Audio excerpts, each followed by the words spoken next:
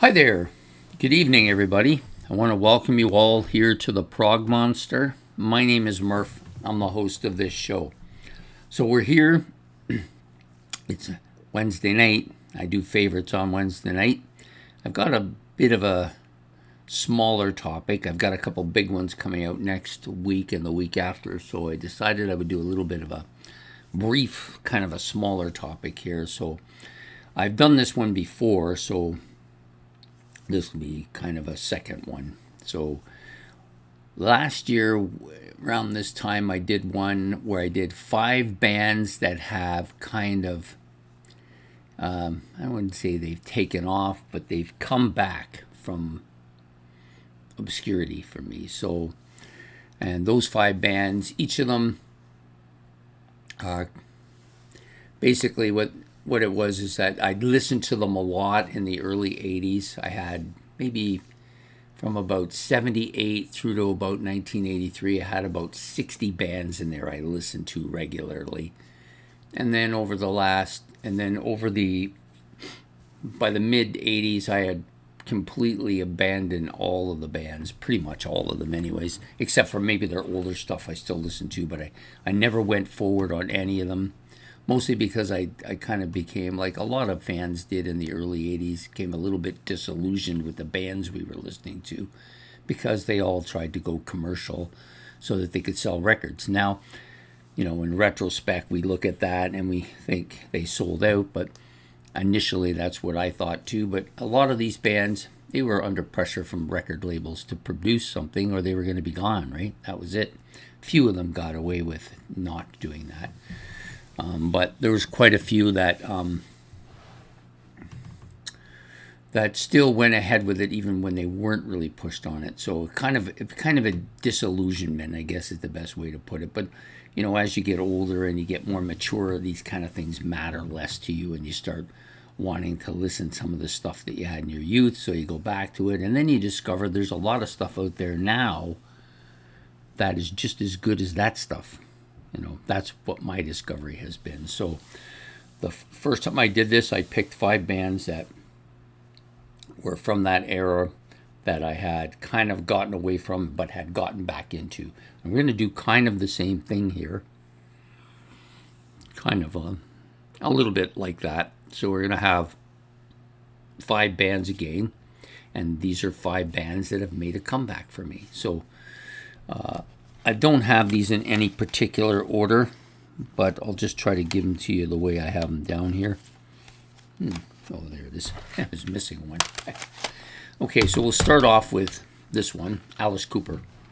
So back in, I would say, probably in whenever it was, I think it was at 82 or 83, around that period of time, I got into that kind of Flush the Fashion album by Alice Cooper.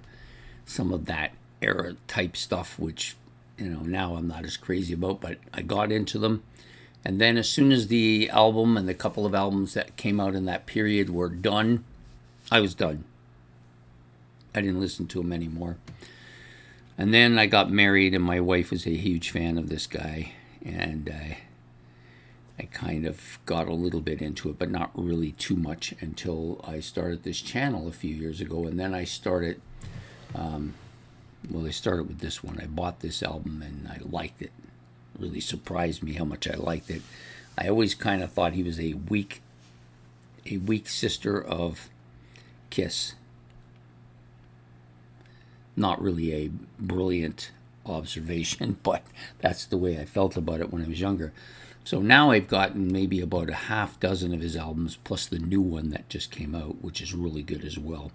And not just the Alice Cooper band, but also the Alice Cooper solo artist as well. So I've rediscovered him, and I like a couple of his albums quite a bit, including the new one and the one 2 years ago. I think it was 2 years ago in 2023, the one called The Road.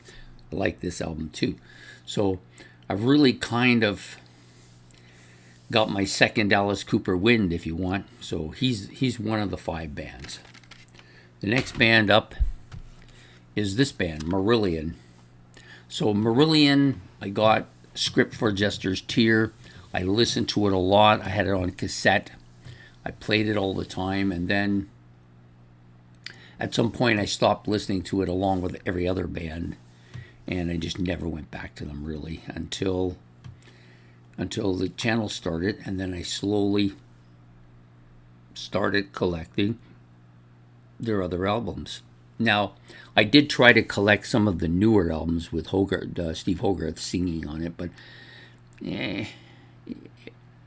even the most recent one that I've got about 3 by Hogarth, and I never reach for them. They just don't do anything for me. I know that some people will wonder what the hell is wrong with me, but I don't feel anything for them. Where these albums, the other 3 albums that Fish was on, Clutches at Straws, Childhood's End, I think that's what it's called, and Fugazi. I like all 3 of them. Maybe not quite as much as, well, this one I probably like the most. This one and Childhood's End I like. Fugazi's good. The front half is good. Maybe not as good as the back half isn't as good. And of course, I love Scripts for a Jester's Tear too. So because I've been buying up the stuff, the Fish stuff, I've really started to get really kind of quite a bit back into Marillion. So that's my second one. The third one, this won't come as any surprise, is Iron Maiden. Iron Maiden's a bit of a different story here. So I didn't even start listening to Iron Maiden, of course, until Number of the Beast. And then I had a couple of more albums after that in the 80s and into the 90s, including Power Slave and The Seventh Son of the Seventh Son, which I liked all 3 of those albums quite a bit. And then over probably since I got married, I kind of drifted away from them. The music was a little too loud for my wife, so I kind of drifted away from Iron Maiden until maybe it was a couple of years into this channel before I started listening to their stuff again. And now I'm full-blown back into them. This was kind of the album that brought me back to them. I did get Peace of Mind and was listening to that, but I was familiar with a lot of them, so it didn't really do as much for me. But this one really set the tone, and then the Book of Souls as well. So, yeah, so Iron Maiden has really made a huge comeback for me, which is good because I think they're one of the greatest rock bands in history. Next up, this one here is a real surprise for me. I thought I had one greatest hits from this guy. I think I may have had one other one at one point on cassette, and I liked him a lot. I listened to him a lot when you're going back to the late 70s when I got into him. And then I kind of drifted away from him, and I thought when I started the channel again, I still had him down as one of my favorite bands, but I really wasn't listening to him anymore. I thought I'm never going to go back to him, and then I got 2 of them right away, and now a third one. This is, of course, Steve Miller Band. Love this guy a lot back in the day, and now I'm really coming into him again.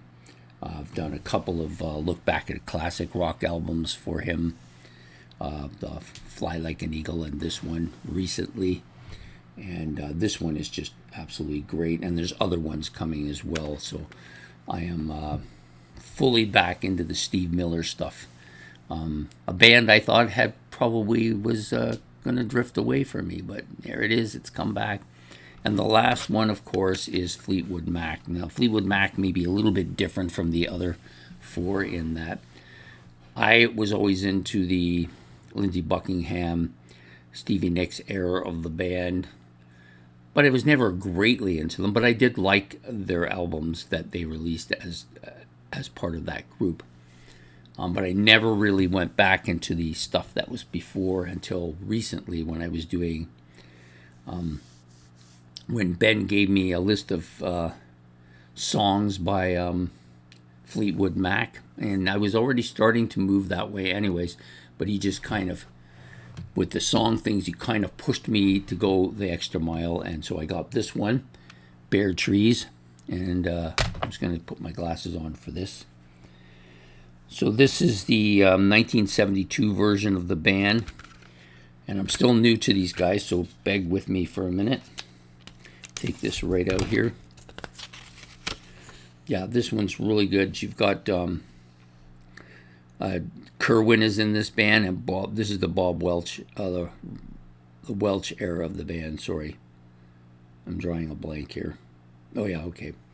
Yeah, so not much written in here, but this is a really solid album. Really solid album. And then there's another one that I bought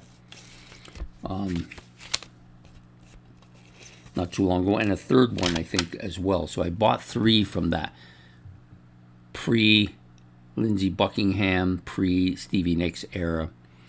And I've liked all 3 of them quite a bit. So I'm thinking that this may become a real movement for me towards getting all of their stuff liked. And I'm really starting to like this a lot.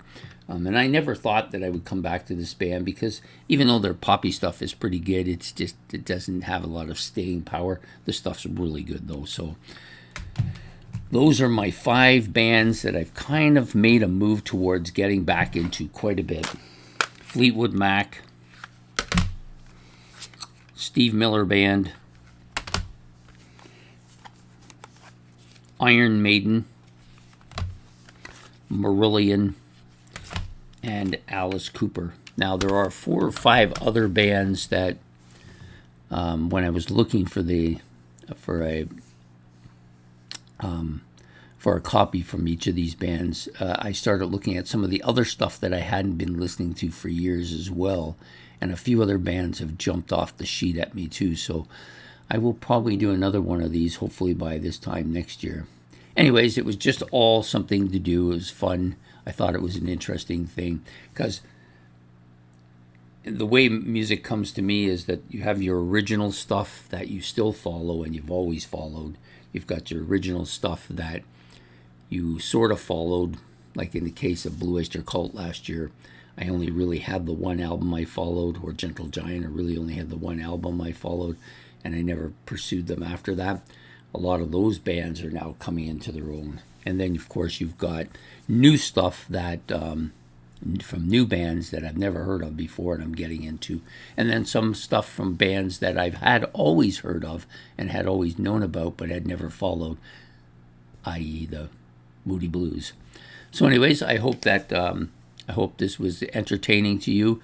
Please hit the like and subscribe. That's much appreciated. If you want to leave any comments about any of these 5 bands, you can do that in the comment section below.